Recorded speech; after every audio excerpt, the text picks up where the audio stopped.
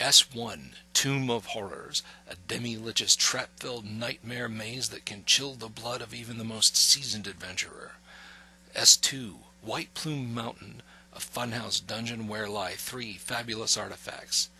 S3, Expedition to the Barrier Peaks, an improbable adventure on a doomed spacecraft from out of time. S4, Lost Caverns of Tsojcanth, a legendary grotto rumored to house fabulous wealth for the brave and foolhardy. These modules comprise the S-Series for Special, a code adopted by TSR for modules that were meant to challenge even the most resourceful of players. Each setting was standalone, although like all modules, they could be incorporated into a campaign. But one of these things here is not quite like the others. S4, Lost Caverns of Tsojcanth, stands out from the rest of the S-Series in several ways. It was actually the second standalone module for D&D ever created, specifically written by Gary Gygax for Metro Detroit Games WinterCon 5 convention back in 1976. Weighing in at a mere 8 pages, the module's focus was on the cavern sections only and differed in quite a few ways from the later TSR-published S4. Notably missing were several new monsters that were added to the 1982 TSR version, much of the detail given to the various encounters and traps, and new spells and artifacts. The 1976 version is now very rare and can fetch thousands of dollars in the collector's market.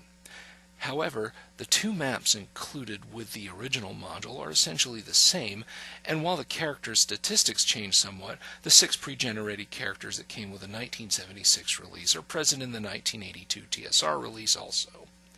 Looking at the 82 reissue, it's obvious the module is a huge rewrite of the WinterCon version. This module includes 2 booklets. One is the actual module text, while the other contains new spells, monsters, magic items, and artifacts. The players are now given an actual quest beyond merely seeking fortune and glory also. In addition, the entire outdoor environment of the surrounding Lortville Mountains is now fully detailed. Players can find themselves getting caught up in the politics of Greyhawk if they speak to the right or wrong NPCs, and can spend weeks adventuring through the trackless mountains looking for the entrance to the caverns, or just find a helpful village of gnomes along the way.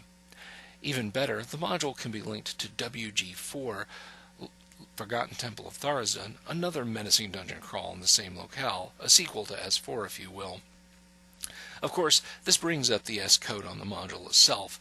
Originally, S4 was to be called WG3 for World of Greyhawk No. 3. WG1 and 2 would have been the Village of Hamlet and the Temple of Elemental Evil, but due to time constraints in the early 1980s, Lost Caverns was added to the S series, and Hamlet and Temple of Elemental Evil, well, they became their own things. A third issue of the module was created for the super module S1 to 4 Realms of Horror. While more or less complete, the module alone is included. The separate listings for new monsters and so on aren't. If you're looking for a copy of S4, Realms of Horror is an expensive way to acquire it. I recommend picking up S4 alone. Finally, in 2013, a hardback version of the S series was released called Dungeons of Dread as part of Wizards of the Coast AD&D reissues. This book contains a complete copy of S4 and all the other S modules, plus some additional historical information by S2 author Lawrence Schick.